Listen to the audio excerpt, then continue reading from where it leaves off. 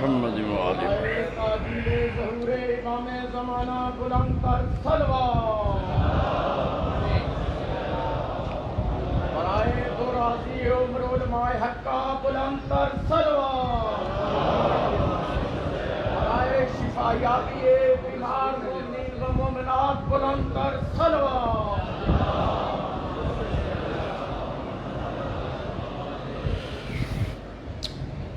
بسم اللہ الرحمن الرحیم۔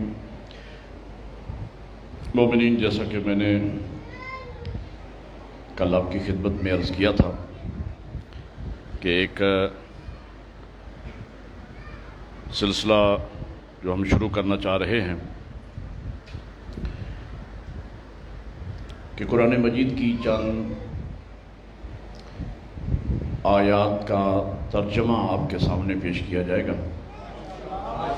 جو مختصر آیات ہیں تو ان کی تو تلاوت ہو جائے گی، جو تفصیلی آیات ہیں ان کے ترجمے پر اکتفا کیا جائے گا، اس لیے کہ تقریر کے لیے وقت بچانا ہے۔ تو میں نے یہ سوچا تھا کہ قرآن مجید کی وہ آیات اسی ایک عشرہ میں مومنین تک پہنچا دی جائیں کہ جن میں اللہ نے براہ راست صاحبان ایمان سے خطاب فرمایا ہے۔ تو سورہ بقرہ میں پہلی آیہ مجیدہ جو یا ایھا الذین آمنوا سے شروع ہوتی ہے، اس میں ارشاد پروردگار ہے یا ایھا الذین آمنوا لا تقولوا راعنا قولوا انظرنا واسمعوا وللکافرین عذاب علیم۔ اس کا ترجمہ یہ ہے کہ اے ایمان والو، رائنا نہ کہو بلکہ انظرنا کہو، اور رسول اللہ کی باتوں کو توجہ کے ساتھ سنو، اور کافروں کے لیے دردناک عذاب ہے۔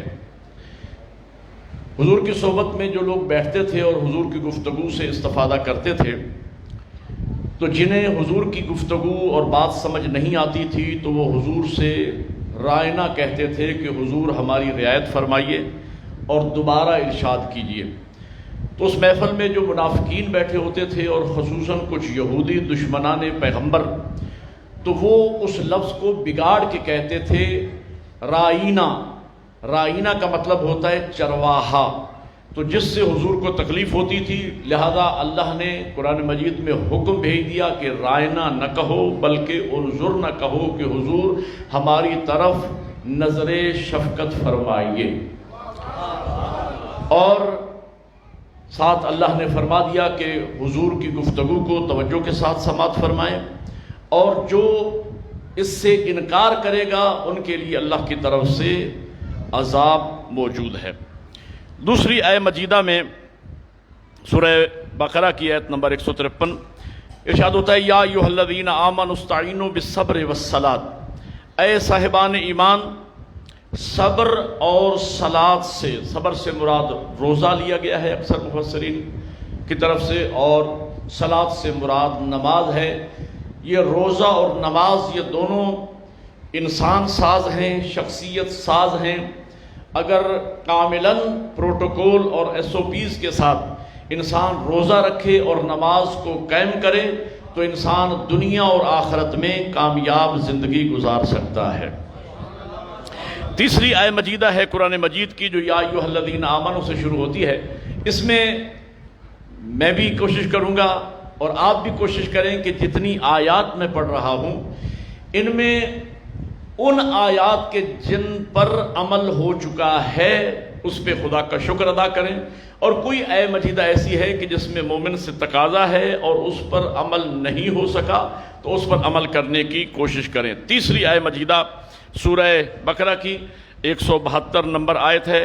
ارشاد ہوتا ہے یا ایھا الذین آمنوا کلوا من طیبات ما رزقناکم واشکروا للہ ان کنتم ایاہ تعبدون۔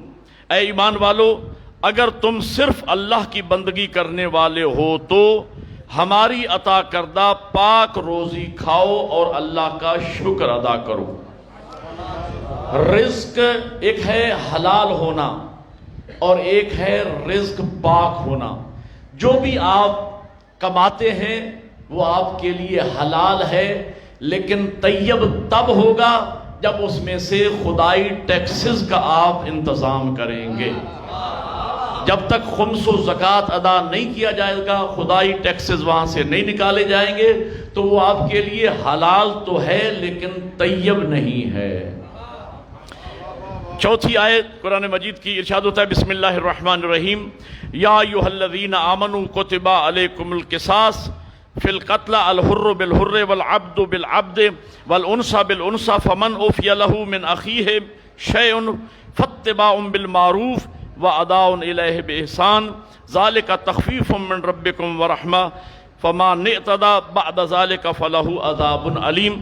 اس کا صرف ترجمہ سماعت فرما لیجئے۔ اے ایمان والو، تم پر مقتولین کے بارے میں قصاص کا حکم لکھ دیا گیا ہے، یعنی واجب قرار دے دیا گیا ہے۔ آزاد کے بدلے میں آزاد، غلام کے بدلے میں غلام، عورت کے بدلے میں عورت۔ ہاں اگر مقتول کے بھائی کی طرف سے قاتل کو قصاص کی کچھ چھوٹ مل جائے تو اچھے پیرائے میں دیت کا مطالبہ کیا جائے، اور قاتل کو چاہیے کہ وہ حسن اور خوبی کے ساتھ اسے ادا کرے۔ یہ تمہارے رب کی طرف سے ایک قسم کی تخفیف اور مہربانی ہے۔ جو اس کے بعد بھی زیادتی کرے گا اس کے لیے دردناک عذاب ہے۔ 3 سہولتیں اللہ نے مہیا کی ہیں۔ پہلا ہے کہ قتل کے بدلے میں قتل کیا جائے گا، یہ اس کا قصاص ہے۔ دوسری صورت یہ ہے کہ اگر اس کا ولی شریف بھائی معاف کر دے یا دیت دینے پہ راضی ہو جائے، اور اگر مقتول کے وارث دیت لینے پہ راضی ہو جائیں تو اس کی اجازت ہے۔ اور تیسری صورت بھی ہے کہ اگر وہ دیت بھی معاف کر دیں تو تب بھی اس کا اجر و ثواب بہت زیادہ ہے۔ اگلی آیہ مجیدہ میں 183 آیہ مجیدہ ارشاد ہوتا ہے بسم اللہ الرحمن الرحیم یا ایھا الذین آمنوا کتب علیکم الصیام کما کتب علی الذین من قبلکم لعلکم تتقون۔ اے ایمان والو، تم پر روزے کا حکم لکھ دیا گیا ہے جس طرح تم سے پہلے لوگوں پہ لکھ دیا گیا تھا تاکہ تم تقوی اختیار کرو۔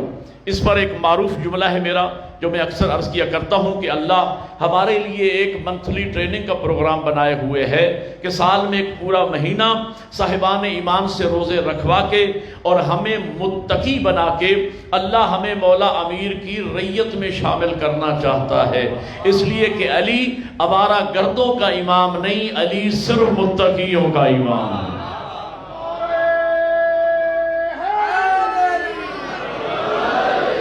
اگلی آیت میں خالق کائنات ارشاد فرماتے ہیں یا ایھا الذین آمنوا ادخلوا فی السلم کافہ ولا تتبعوا خطوات الشیطان انہ لکم عدو مبین۔ یہ بھی اللہ کا آپ سے خطاب ہے، علی والوں سے خطاب ہے کہ اے صاحبان ایمان، پورے اسلام میں داخل ہو جاؤ۔ ادخلوا فی السلم کافہ یعنی اپنے آپ کو اسلام کے حوالے کر دو۔ اسلام دین ہے جو میرا موضوع بھی چل رہا ہے، دین ایک مکمل پیکج ہے۔ اللہ چاہتا ہے کہ یا پورا لے لو یا پورا چھوڑ دو۔ ہاف بائل مومن مسلمان اللہ کو پسند نہیں ہے، نہ اللہ اس کو قبول کرتا ہے۔ مکمل اسلام میں داخل ہو جاؤ۔ کیا مطلب؟ یعنی اسلام کی جو بھی ایس او پیز ہیں اس کو کاملاً اپنے اوپر نافذ کرو۔ یہ نہ ہو کہ بعض احکامات پہ عمل کرو اور بعض احکامات کا انکار کرو۔ پورے اسلام میں داخل ہو جاؤ اور شیطان کی اتباع نہ کرو، شیطان تمہارا کھلم کھلا دشمن ہے۔ ایک آیت اور سن لیجئے، ارشاد ہوتا ہے یا ایھا الذین آمنوا انفقوا مما رزقناکم من قبل ان یأتی یوم لا بیع فیہ ولا خلۃ ولا شفاعۃ والکافرون هم الظالمون۔ اے ایمان والو، جو مال ہم نے تمہیں دیا ہے اس میں سے خرچ کرو قبل اس دن کے کہ جس میں نہ تجارت کام آئے گی اور نہ دوستی فائدہ دے گی اور نہ سفارش چلے گی۔ ظالم وہی لوگ ہیں کہ جنہوں نے کفر اختیار کیا۔ ہمارے دیے ہوئے مال سے اللہ کی راہ میں خرچ کرو۔ اس دنیا میں جو اللہ کی راہ میں بھیجو گے وہی آخرت میں تمہیں مل جائے گا۔ حضور نے قربانی فرمائی اور گوشت تقسیم ہو گیا۔ پوچھا کہ کیا صورتحال ہے؟ کسی نے کہا حضرت سری جو ہے وہ بچ گئی ہے، باقی سب چلا گیا ہے۔ حضور نے فرمایا یوں نہ کہو بلکہ یوں کہو کہ باقی سب بچ گیا ہے، سری ضائع ہو گئی۔ کیا مطلب؟ جو مال دنیا میں سے راہ خدا میں، راہ رسول میں، راہ اہل بیت میں چلا گیا وہی آپ کا محفوظ ہو گیا ہے، اور جو دنیا میں خرچ ہو گیا وہ گویا ضائع ہو گیا ہے۔ تو بہرحال یہ چند آیات تھیں، میں نے ہمت کر کے آپ کے سامنے پیش کر دی ہیں، جن میں صاحبان ایمان سے خطاب ہے۔ ایک مرتبہ بلند آواز سے درود پڑھ لیں، محمد والے محمد۔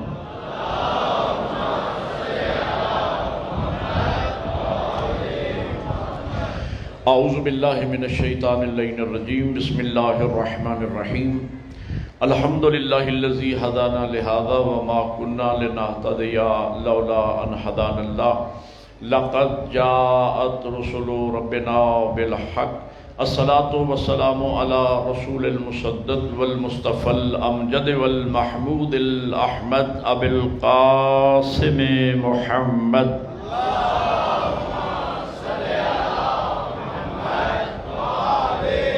وآلہ الطیبین الطاہرین المعصومین، اما بعد فقد قال اللہ تبارک و تعالی فی کتابہ العالی، بسم اللہ الرحمن الرحیم، ان الدین عند اللہ الاسلام، فقال رسول اللہ صلی اللہ علیہ وآلہ وسلم، یا علی انت وشیعتک هم الفائزون یوم القیامہ، بلند الصلوات۔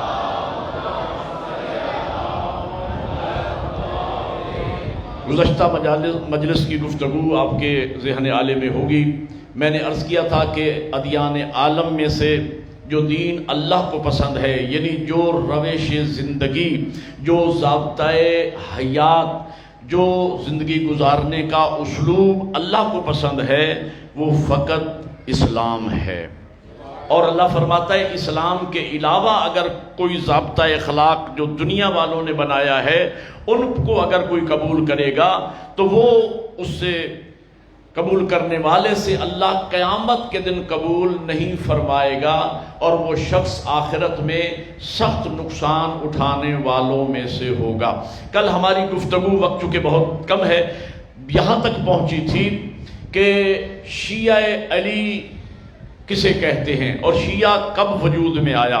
تو میں نے عرض کیا تھا کہ شیعہ اسی دن وجود میں آیا جب دعوت ذوالعشیرہ میں حضور نے علی کی خلافت اور علی کے وسیع ہونے کا اعلان فرمایا تھا، اور حضور پھر مسلسل وقت آخر تک مولا علی کا تعارف کرواتے رہے، اور پھر بالآخر منزل غدیر پر کاملاً تعارف کروا دیا مولا علی کا، اور پلانوں کا ممبر بنا کے اور علی کا بازو پکڑ کے فرما دیا کہ من کنت مولا ہو فہذا علی مولا، کہ جس جس کا میں مولا ہوں اس کے بعد میرے یہ علی مولا ہیں۔ باقی مسلمانوں میں اور مکتب تشیع میں فرق ہے کہ باقی مسلمانوں نے الہی قیادت کو چھوڑا، اور ان کا نظریہ یہ تھا کہ حضور کسی کو اپنا جانشین بنا کے نہیں گئے۔ انہوں نے یہاں پر مولا کا معنی دوست کیا، مولا کا معنی حاکم اور سرپرست نہیں کیا، لیکن مکتب تشیع نے نبی کے بعد مولا علی کو نبی کے مقام پر اپنا حاکم اور سرپرست تسلیم کیا۔ ولایت کا معنی ہے حکومت، ولایت کا معنی ہے اختیار۔ ہم نے مولا علی کو حاکم مانا، ہم انہیں بلا فصل جانشین رسول مانتے ہیں۔ تو جن لوگوں نے مولا علی کو بلا فصل جانشین پیغمبر مانا وہ علی کے شیعہ کہلائے۔ توجہ فرما رہی ہیں؟ شیعہ اور محب میں فرق ہے۔ ہمارے یہاں عام طور پر ہر محب کو شیعہ کہہ دیا جاتا ہے، جبکہ شیعہ میں اور محب میں زمین و آسمان کا فرق ہے۔ محب غیر شیعہ بھی ہو سکتا ہے، حتیٰ کہ محب غیر مسلم بھی ہو سکتا ہے، اس لیے کہ علی کمال کا نام ہے، کمال سے محبت یہ انسان کی فطرت میں ہے۔ اللہ آپ کو جزائے خیر عطا فرمائے۔ میرے مولا امیر سے یہودی محبت کرتے تھے، عیسائی محبت کرتے تھے۔ ایک یہودی ہے، مولا امیر سے پیار کرتا ہے، مولا علی سے محبت کرتا ہے، مولا علی سے شغف رکھتا ہے، اور جب مولا علی کو دیکھتا ہے تو اس کا چہرہ کھل جاتا ہے۔ اور اتفاق ایسا ہوا کہ اس یہودی کا انتقال ہو جاتا ہے۔ کسی نے حضرت امیر سے کہا کہ فلاں یہودی یا علی آپ سے محبت کرتا تھا، تو اس محبت کا اس یہودی کو بھی مرنے کے بعد فائدہ پہنچے گا۔ مولا امیر مسکرا کے فرماتے ہیں جائے گا جہنم میں، لیکن جہنم کی آگ اسے جلائے گی نہیں۔ ایک نعرہ بلند آواز سے مل کے لائیے حیدری۔ اس لیے کہ وہ مسلمان نہیں تھا، وہ مومن نہیں تھا، وہ اسلام کے عقائد و اعمال کو نہیں مانتا تھا، لیکن میری محبت رکھتا تھا، اور اس کو میری محبت یوں فائدہ دے گی کہ اگر وہ جہنم میں، وہ جائے گا جہنم میں، اور دو روایتیں ہیں، یا تو جہنم میں جائے گا یا مقام اعراف پر ہوگا۔ آپ نے علماء و ذاکرین سے سنا ہے کچھ صفات اللہ کو اس قدر پسند ہیں کہ جو ان صفات سے متصل ہو جاتا ہے یا متصف ہو جاتا ہے، اللہ جہنم کی آگ کو اس پر حرام قرار دیتا ہے۔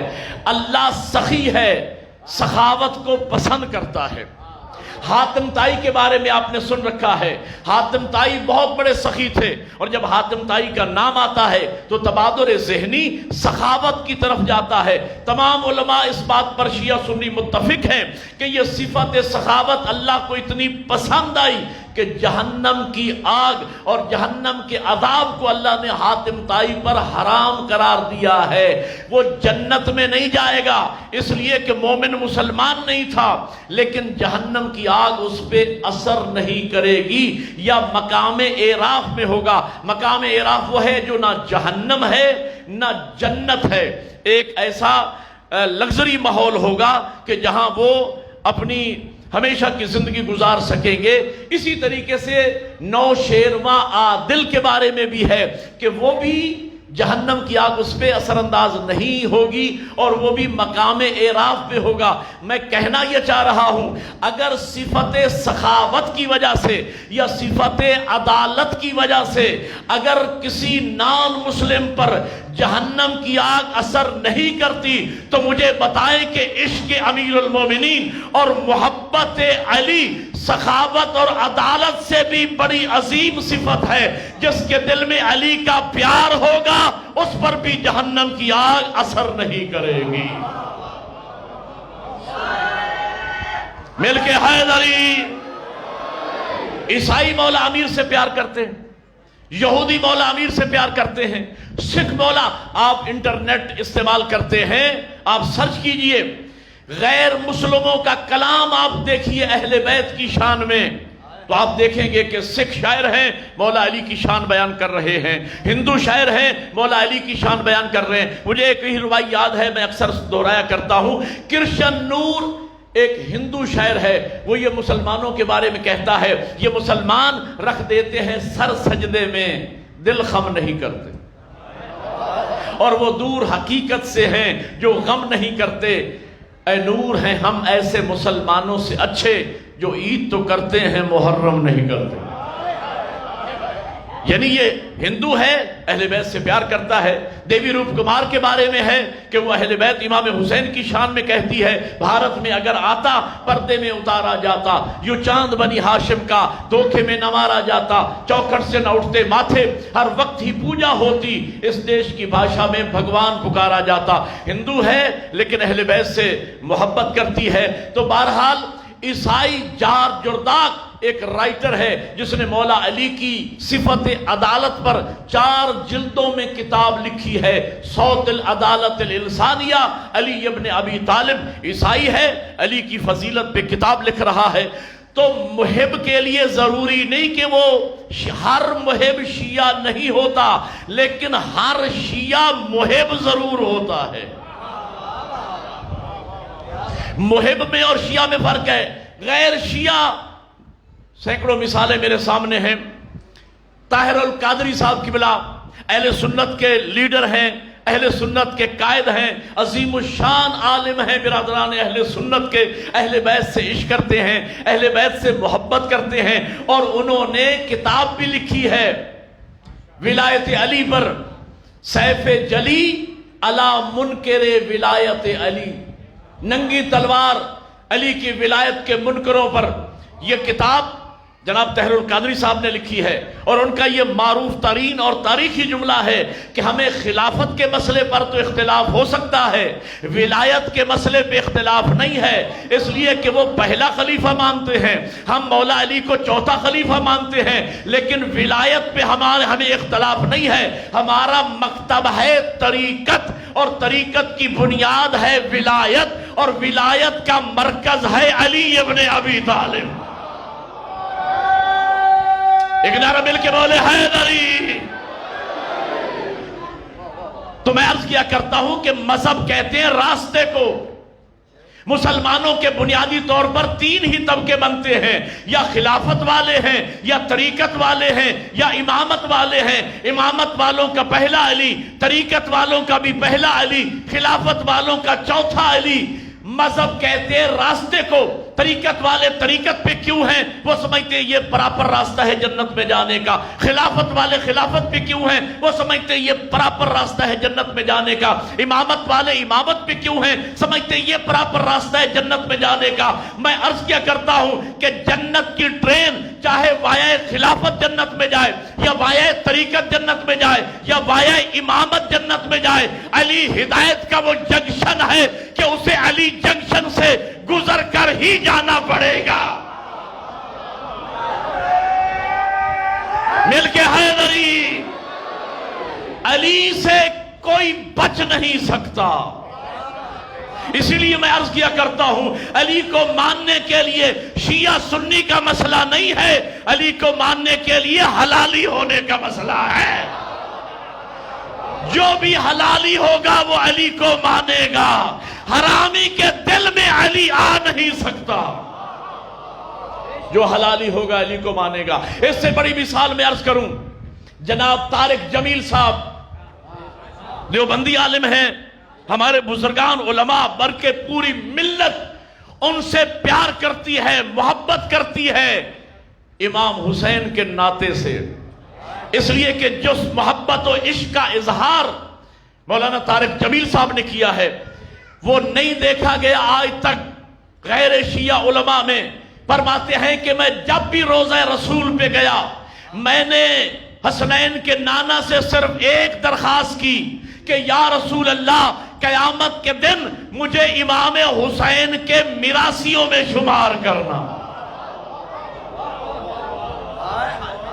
امام حسین علیہ السلام کے میراثیوں میں شمار، یہ کلپ ان کا وائرل ہو چکا ہے، امام حسین علیہ السلام کے میراثیوں میں شمار کرنا۔ اور مشہور ترین کلپ ان کا، وہ فرماتے ہیں کہ آج کے بعد میں علی کو مولا کہوں گا، اور فرماتے ہیں جو شیعہ علی کہتے ہیں نا علی مولا، تو وہ صحیح کہتے ہیں۔ اور یہ تواتر کے ساتھ حدیث موجود ہے کہ نبی نے فرمایا من کنت مولا ہو فعلی مولا ہو۔ انہی لفظوں میں طارق جمیل صاحب نے کہا کہ جس کا میں مولا ہوں اس کے یہ علی مولا ہیں۔ میں علی کو مولا مانتا ہوں اور علی مولا ہی کہوں گا۔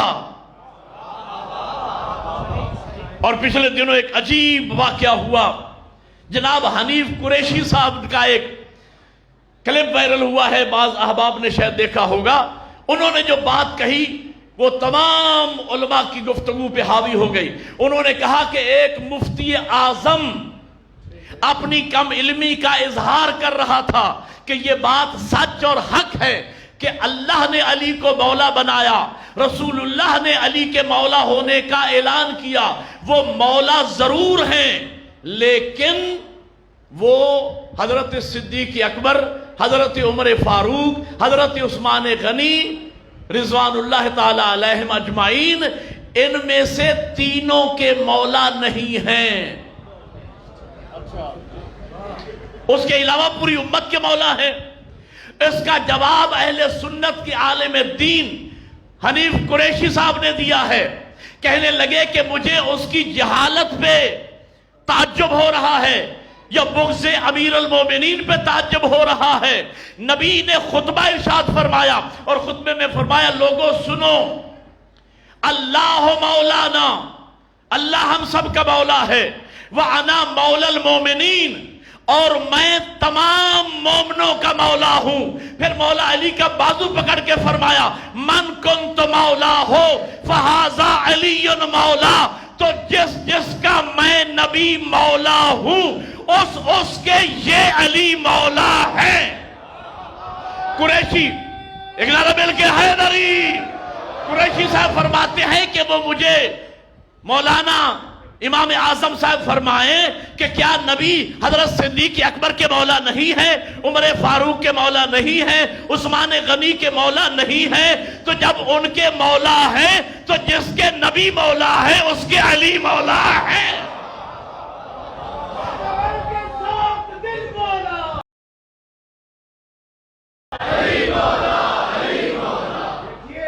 یہ امام بارگاہ حیدریہ ہے، ہاں، آپ کی آواز نجف اشرف تک جانی چاہیے، زبان کے ساتھ دل بولا، علی مولا، علی مولا، ہر ایک میدان پر بولا، علی مولا، علی مولا، ہر ایک میدان پر بولا، علی مولا، حیدری۔ تو جس کے نبی مولا ہے تو کیا صدیق اکبر کے مولا نبی نہیں ہے؟ حضرت عمر فاروق کے نبی مولا نہیں ہے؟ حضرت عثمان غنی کے نبی مولا نہیں ہے؟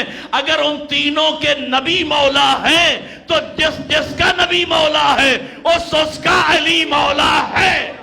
اگلی بات اس سے بڑی کہی کہ ہمارے نبی فقط اصحاب کے مولا نہیں ہے، فقط عام مومنوں کے مولا نہیں ہے، میرا نبی آدم کا مولا، نوح کا مولا، ابراہیم کا مولا، اسماعیل کا مولا، موسیٰ کا مولا، عیسیٰ کا مولا، 1,24,000 انبیاء کا مولا، تو جس کا نبی مولا اس کا علی مولا۔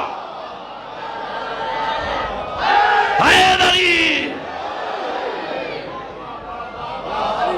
تو میں کہنا یہ چاہ رہا تھا یہ اہل سنت کے علماء ہیں، اور الحمدللہ ہمارے بزرگان علماء کی محنت آج رنگ لائی ہے، اور یہ ایک جو ایسا سلسلہ شروع ہو چکا ہے، علماء نے جو محبت دی امت مسلمہ کے علماء کو اپنے قریب کیا، اور اس بات کا اعتراف کیا جناب طارق جمیل صاحب نے کہ ہم نے اہل بیت کے ساتھ بڑا ظلم کیا، ہم نے اہل بیت کو سمجھنے کی کوشش نہیں کی، ہم نے اہل بیت کی سیرت و کردار کو نہیں پڑھا، ہم نے ان کے دشمنوں سے پیار کیا،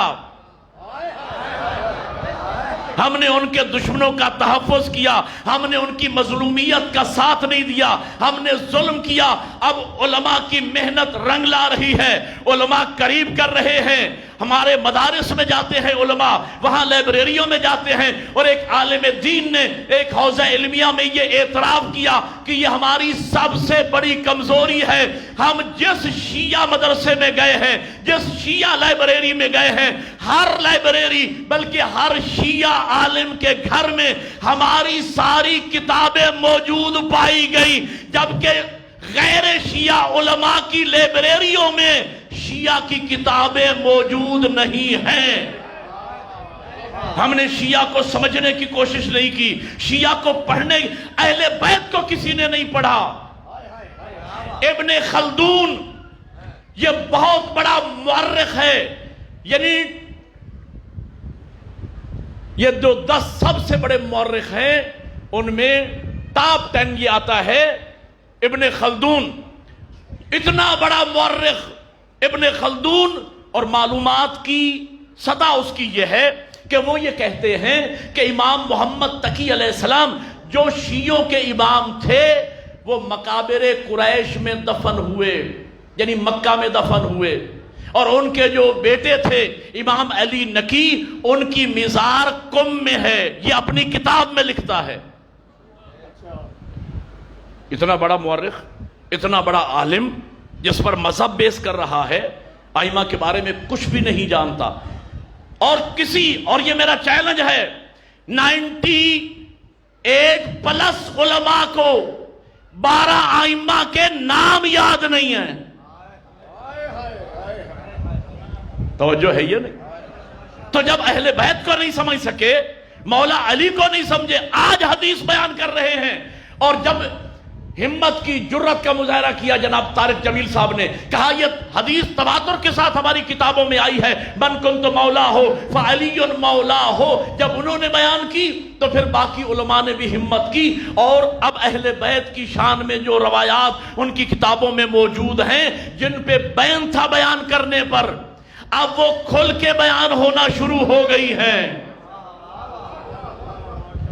اور یہ تحریک شروع ہوئی ہے کہ جس طرح شیعہ علماء کے پاس ہماری سیاستہ اور ساری کتابیں موجود ہیں تحقیق کے لیے، تو شیعہ علماء کی لکھی ہوئی معتبر کتابیں، حتیٰ کہ کتب اربع، یہ ہماری لائبریریوں کی بھی زینت بننا چاہیے، اور کسی شاعر نے انہی حالات کے لیے کہا تھا جو آج بن رہے ہیں کہ قوم کو بیدار تو ہو لینے دو، انسان کو بیدار تو ہو لینے دو، ہر قوم پکارے گی ہمارے ہے حسین۔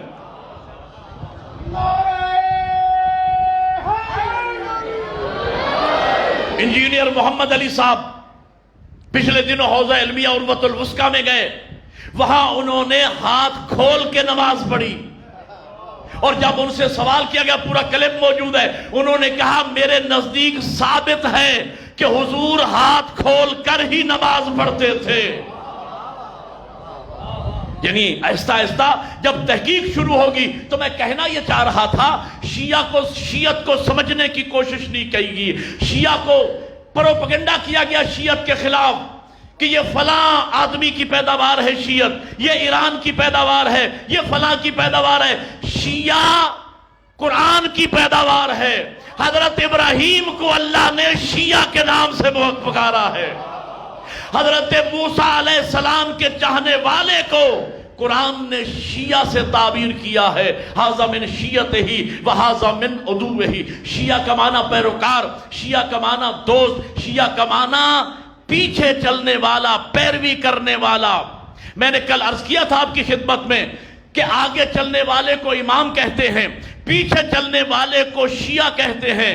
یہاں ہر فرد کسی نہ کسی کا شیعہ ہے، جو جس کے پیچھے جا رہا ہے وہ اس کا شیعہ ہے۔ اس لیے نبی نے فرمایا قیامت کے دن ہر شیعہ کامیاب نہیں ہوگا، علی کا شیعہ کامیاب ہوگا۔ اور کل کی مجلس میں نے بتانا ہے کہ شیعہ کیسے کامیاب ہوگا قیامت کے دن، شیعہ کیسے نجات پائے گا۔ اسی نقطے پر کل میں نے آپ کو 1 گھنٹہ مجلس سنانا ہے، لیکن آج کی حد تک میں اتنا کہنا چاہ رہا ہوں، محبت اہل بیت بھی کوئی معمولی صفت نہیں ہے۔ جو میں نے عرض کیا کہ غیر مسلم بھی اگر اہل بیت سے محبت کرتا ہے، پیار کرتا ہے، اس کا بھی مرنے کے بعد بھی اس کو صلہ ملے گا۔ جہنم کی آگ اللہ نے ان پہ حرام قرار دی، جہنم میں جائے گا، آگ اثر نہیں کرے گی۔ تو جو اہل بیت سے عشق کرتے ہیں، اہل بیت سے پیار کرتے ہیں، تو یقیناً اس کا فیض ملے گا۔ محبت اہل بیت آپ کے اور میرے 8ویں امام علی ابن موسیٰ الرضا علیہ السلام ارشاد فرماتے ہیں، مرنے کے بعد مومن کو، ہمارے محب کو، اس لیے کہ ہر شیعہ محب اہل بیت ہے، ہر محب شیعہ اہل بیت نہیں۔ ہمارا شیعہ جو ہم سے محبت کرتا ہے، ہماری محبت اور ولا 7 مقامات پر مرنے کے بعد ہمارے ماننے والے کو کام آئے گی۔ عند الاحتضار، جان کنی کے وقت ہماری محبت کام آئے گی۔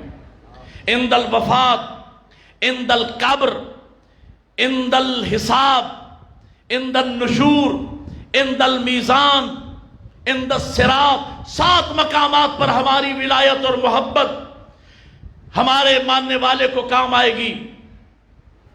محبت کہتے کسے ہیں؟ میرے قبلہ یہ پوری کائنات کا نظام جس پوائنٹ پہ چل رہا ہے، اس مرکز کا نام ہے محبت۔ غور ہے یا نہیں؟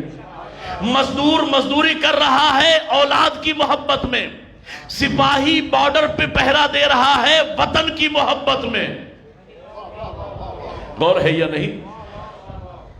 بانیان مجلس امام بارگاہ بنواتے ہیں دین کی محبت میں، ذاکر اہل بیت پڑھتا ہے آل محمد کی محبت میں، یعنی محبت ہی مرکز ہے جس کے اوپر کائنات کا نظام چل رہا ہے۔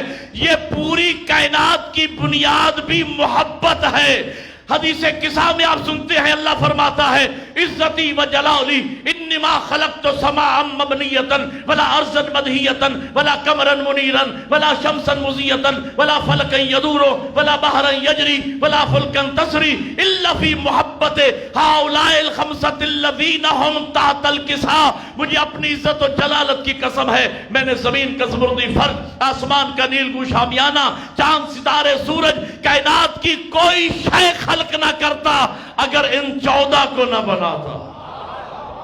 اہل بیت کی محبت میں یاد رکھنا اللہ نے کائنات کا خالق و مالک صرف اللہ ہے۔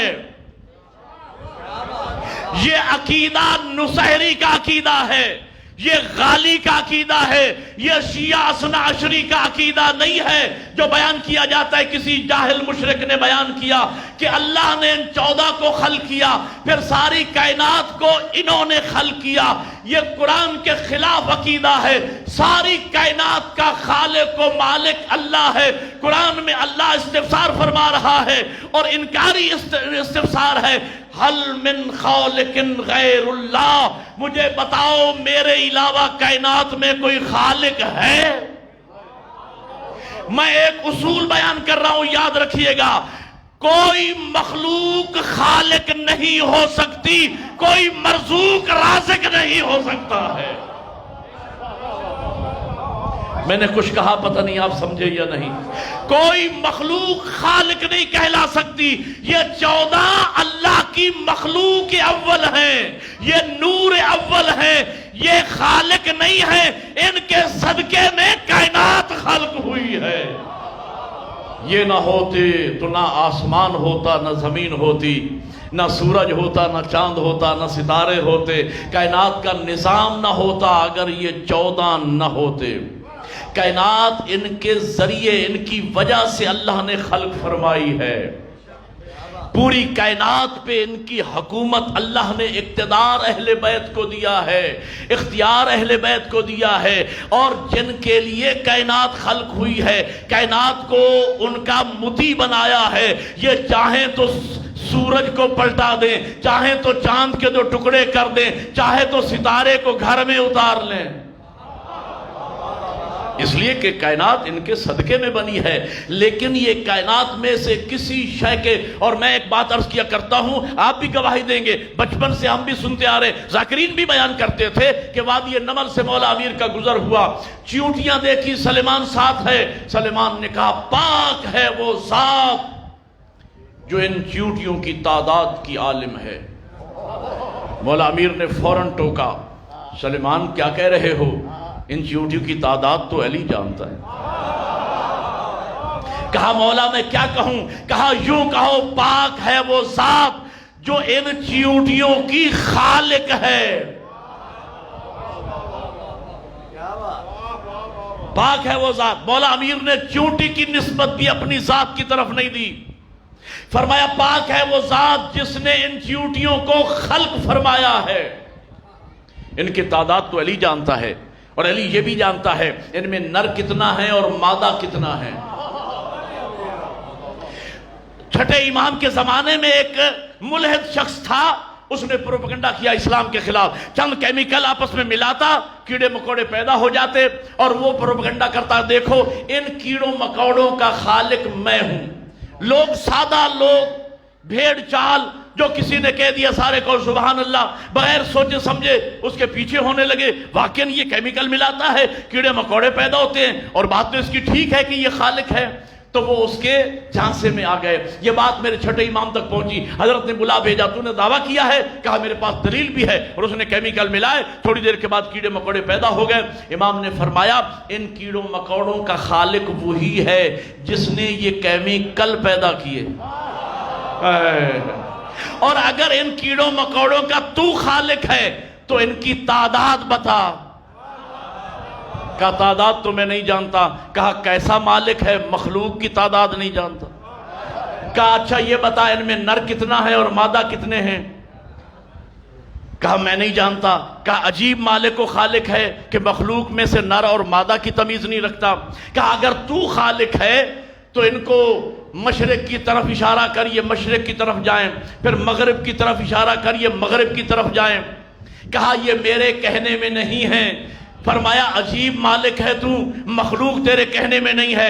امام فرماتے ان کا خالق بھی اللہ ہے، میں خالق نہیں ہوں، میں اللہ کا نمائندہ ہوں. میں ان کی تعداد بھی جانتا ہوں، یہ بھی جانتا ہوں ان میں نر کتنا ہے اور مادہ کتنے ہیں. اور اگر میں چاہوں تو دائیں اشارہ کروں تو یہ دائیں دوڑے، بائیں اشارہ کروں تو بائیں دوڑے. راوی کہتا ہے امام نے حکم نہیں دیا تھا، لیکن جیسے امام کا ہاتھ حرکت کرتا تھا مکوڑے اسی طرف حرکت کرتے تھے.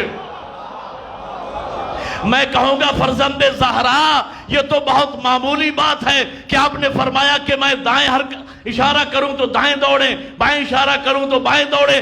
آپ تو اس علی کے فرزند ہیں جو اشارہ کرے تو گیا ہوا سورج پلٹ آئے. اللہ اکبر. یا رسول اللہ حیدری. یعنی اللہ نے کائنات ان 14 کی محبت میں خلق فرمائی ہے. اس کائنات کا خالق و مالک صرف ایک ہے اور وہ وحدہ لا شریک ہے.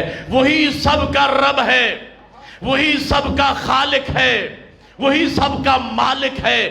یہ 14 اللہ اور ہمارے درمیان وسیلہ ہیں.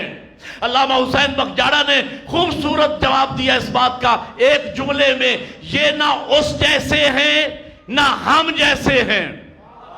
اگر اس جیسے ہوتے تو جیسے وہ براہ راست ہم تک نہیں پہنچتا وہ بھی نہ پہنچ سکتے. ہم جیسے ہوتے جس طرح ڈائریکٹ ہم اس تک نہیں پہنچ سکتے وہ بھی نہ پہنچ سکتے. یہ وسیلہ ہے، نہ اس جیسے ہیں نہ ہم جیسے ہیں. یہ 14 اپنی مثال آپ ہیں. اللہ نے ان کو صلوات. میں کہوں گا کہ اس منبر سے شیعہ عقائد کو خلط ملط نہ کرو، دین کو کھلونا نہ بناؤ. دین بنانا اللہ کا کام ہے، دین میں چینج کرنے کا اختیار نبی کو بھی نہیں ہے. نبی بھی چینج نہیں کر سکتا، دین میں تبدیلی نہیں کر سکتا نبی. جو اللہ نے دین بنایا نبی کی ذمہ داری ہے وہی دین منو ان پہنچائے. ائمہ کی ذمہ داری ہے اس دین کی تشریح اللہ کی منشا کے مطابق کریں اور دین کا تحفظ فرمائیں. اور میں نے پچھلے عشرے میں عرض کیا تھا جس طرح نظام امامت و ولایت نظام نبوت کے ڈیفنس کا نام ہے، تو غیبت کبریٰ کے بعد نظام مرجعیت و اجتہاد نظام امامت کے دفاع کا نام ہے.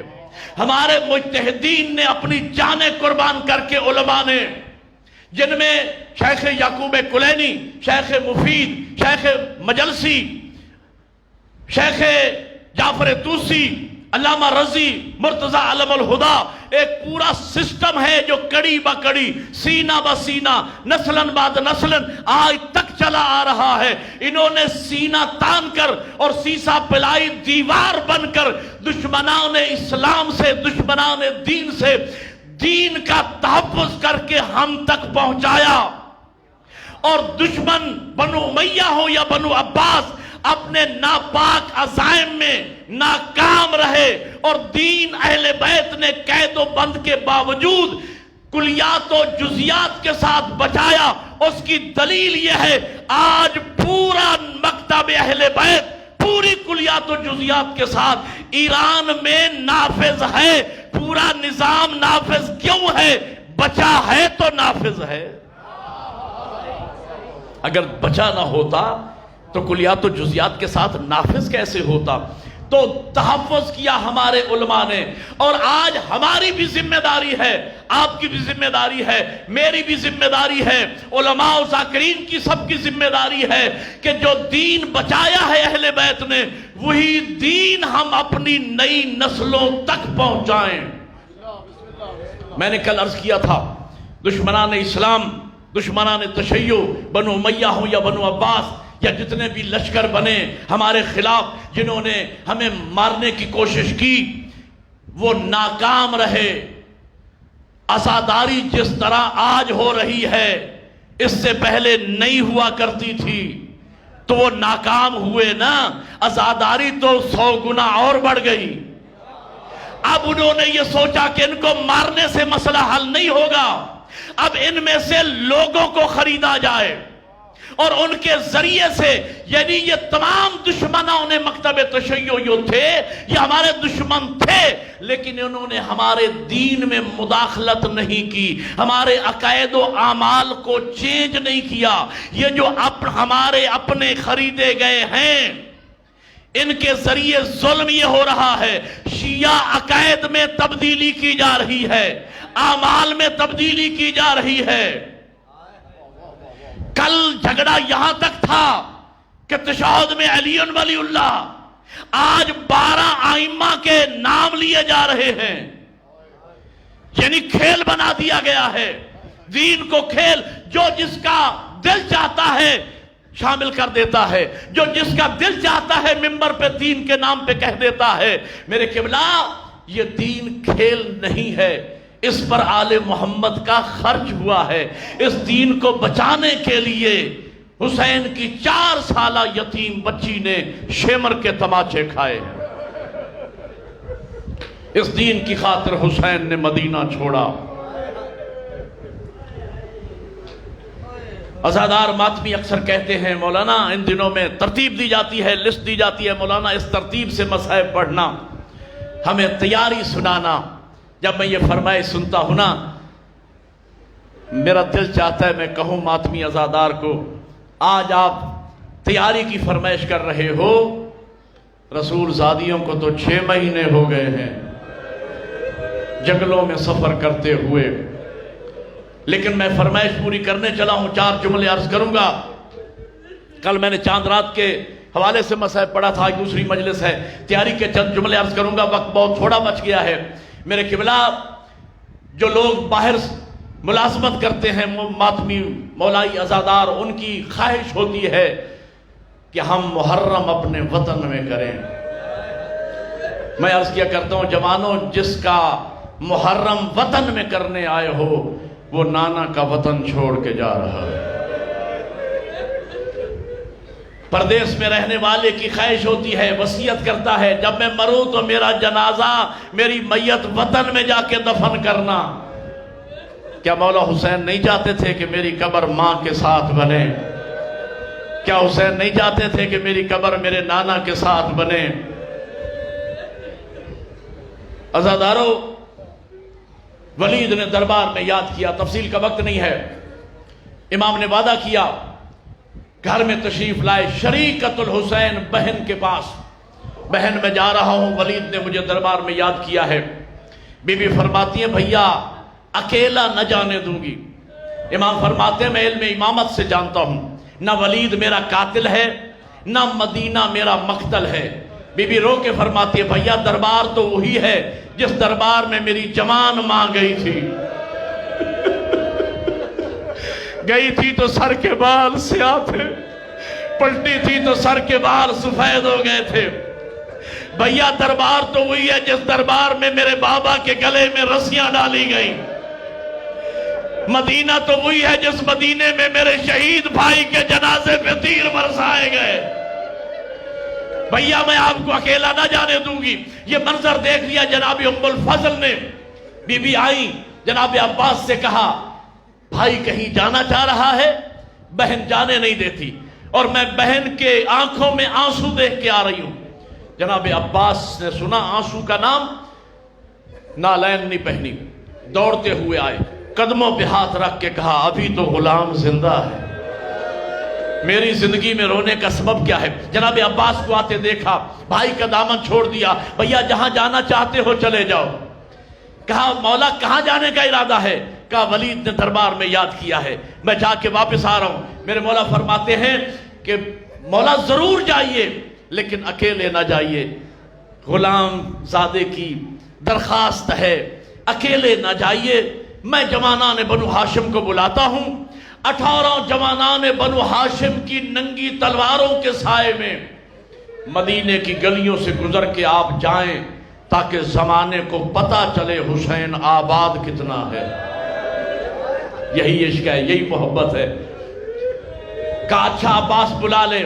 جو منظر تاریخ میں نے پڑھا اور بزرگان سے سنا، ہر دروازہ اہل بیت کا امام حسین کے صحن میں کھلتا تھا۔ میرے مولا عباس نے کھڑے ہو کے اپنے بابا علی کے لہجے میں آواز دی، جوانان بنو ہاشم نے لہجہ سمجھا، کہیں سے اکبر آ گیا، کہیں سے مسلم آ گیا، کہیں سے عبداللہ آ گئے، کہیں سے قاسم آ گئے۔ میرے مولا حسین یہ منظر دیکھ رہے تھے، دیوار کی ٹیک لگا کے آنکھوں میں آنسو جاری ہوئے۔ جناب عباس ہاتھ باندھ کے کہتے مولا یہ تو خوشی کا موقع ہے، میں نے ایک آواز دی ہے، اتنے جوان آ گئے ہیں۔ کہا عباس یہی چیز تو مجھے رلا رہی ہے، آج میں اکیلا نہیں ہوں، آج میں زخمی نہیں ہوں، آج میں پردیس میں نہیں ہوں۔ آپ نے ایک آواز دی، اتنے آ گئے، مجھے وہ وقت یاد آ رہا ہے جب میں اکیلا رہ جاؤں گا، زخموں میں چور ہوگا، شمر کا خنجر ہوگا، میں گردن پلٹ پلٹ کے کہوں گا عین عین آخر لبا۔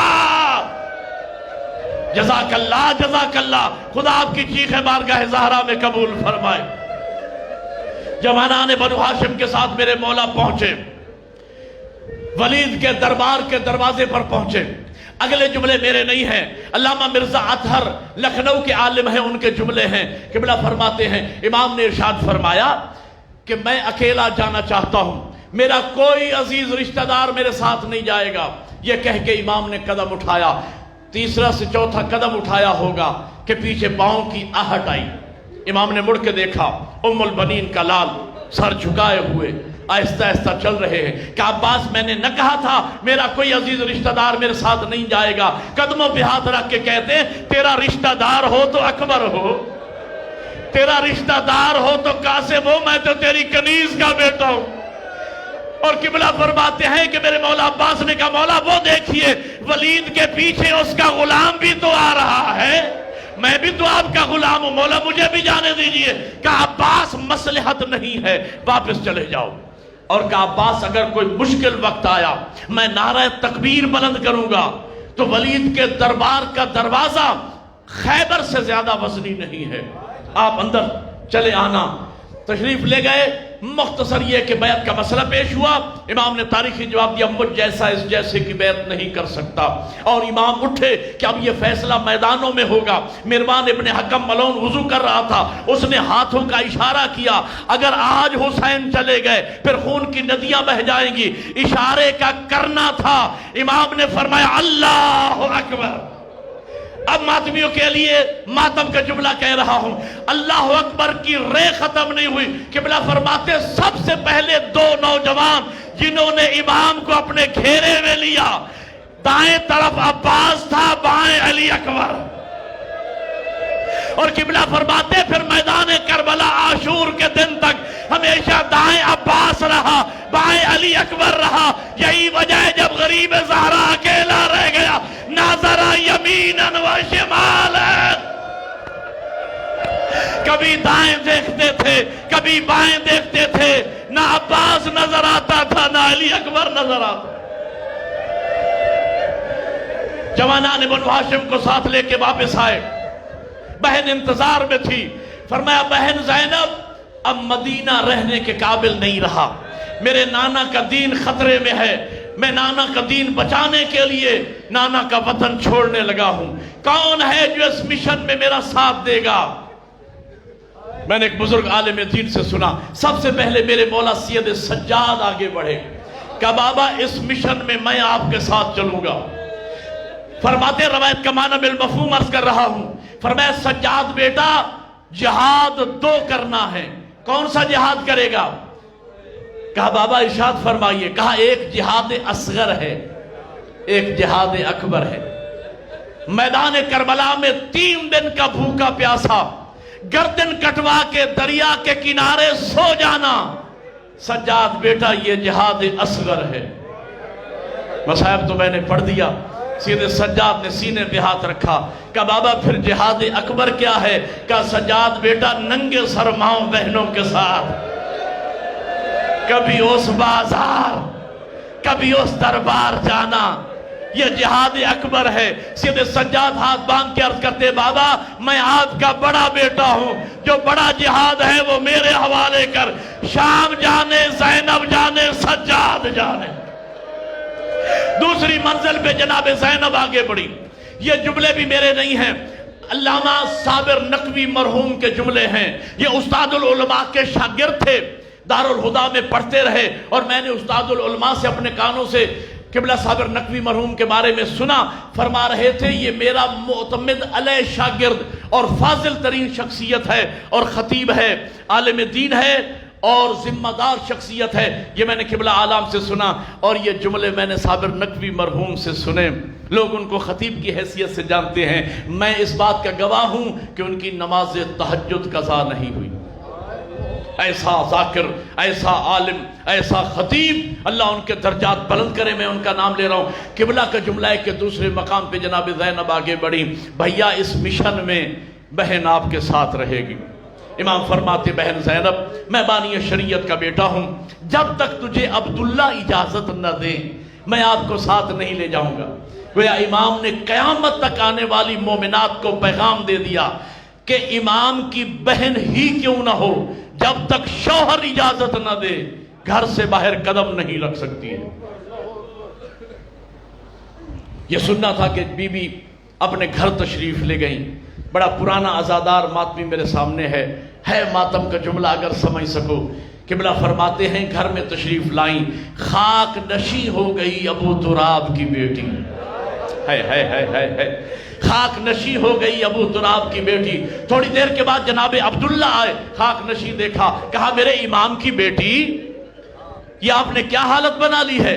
بی بی رو کے فرماتی ہے ابن عم آپ جانتے ہیں کہ میرے بھائی حسین کا ارادہ عراق کے لیے مصمم ہو گیا ہے، اور آپ یہ بھی جانتے ہیں کہ جب میرے بابا نے میرا نکاح آپ سے پڑھایا تھا تو نکاح میں شرط رکھی تھی عبداللہ جب بھائی نانا کا دین بچانے کے لیے وطن چھوڑے گا تو تم بہن کو ساتھ جانے سے منع نہیں کرے گا، اور ابن عم آپ یہ بھی جانتے ہیں کہ مجھے بھائی حسین سے کتنا پیار ہے، اور آپ یہ بھی جانتے ہیں کہ اگر آپ نے مجھے اجازت نہ دی ادھر میرے بھائی کا قافلہ نکلے گا، ادھر زینب کا جنازہ نکلے گا۔ جناب عبداللہ فرماتے میرے امام کی بیٹی میں نے کب منع کیا ہے، ضرور تشریف لے جائیے، آپ جعفر طیار کی بہو ہو، یہ میرا بھرا گھر موجود ہے، جو دل چاہے اٹھا کے لے جائیے۔ لیکن تاریخ یہ کہتی ہے بھرے گھر سے اگر جناب زینب نے اٹھائی ہے تو ماں کی چادر، عزادارو دعا کرو اللہ کرے یہ چادر بچ جائے۔ جزاک اللہ، خدا تمہاری چیخیں قبول فرمائے۔ عزادارو قبلہ فرماتے ہیں کہ گھر سے چلتے ہوئے یا دوران سفر جناب عبداللہ نے 2 بیٹے اون و محمد ساتھ کیے۔ کہا میرے امام کی بیٹی زمانے کے امام پہ اگر دوران سفر کوئی وقت آ جائے، کوئی مشکل آ جائے، ایک بیٹا اپنی طرف سے صدقہ کر دینا، ایک شہزادہ میری طرف سے صدقہ کر دینا۔ میں کہوں گا میری مخدومہ تیری اپنی قسمت، نہ بھائی بچا نہ صدقہ بچا۔ اور قبلہ ہی کے آخری جملے، اور یہیں پہ روک رہا ہوں، آپ نے گریہ کیا مجلس ہو گئی، یہیں پہ روک رہا ہوں عزادارو۔ قبلہ فرماتے ہیں 4 کنیزیں جناب عبداللہ نے ساتھ کی تھی خدمت کے لیے جناب زینب کے۔ قبلہ فرماتے ہیں کہ مقاتل کی کتابوں میں شام غریبہ تک ان کنیزوں کا ذکر موجود ہے، لیکن شام غریبہ کے بعد تاریخ ان کے ذکر سے خاموش ہے۔ ماتمی عزادار اگلا جملہ صرف رونے کا نہیں ہے، ماتم کے پرسے کا جملہ ہے، اگر میں سمجھانے میں کامیاب ہو گیا ماتمی عزادار کو۔ فرماتے ہیں کہ علماء مقاتل سے جب پوچھا گیا کہ تاریخ کیوں خاموش ہے ان کے ذکر سے، تو علماء مقاتل نے کہا کہ شام غریبہ میں جب شمر نے نیزے کے ساتھ زینب کی چادر کو اتارا، وہ چاروں کنیزیں زمین پہ ٹکرے مار مار کے مر گئی. ارے وہ بی بی جسے بابا سے شرم آتی تھی، جو رات کو نانا کے روزے پہ جایا کرتی تھی، اللہ جانے ننگے سر کبھی کوفہ کا بازار، کبھی شام کا دروازہ. سَيَعْلَمُ الَّذِينَ ظَلَمُوا أَيَّ مُنْقَلَبٍ يَنْقَلِبُونَ.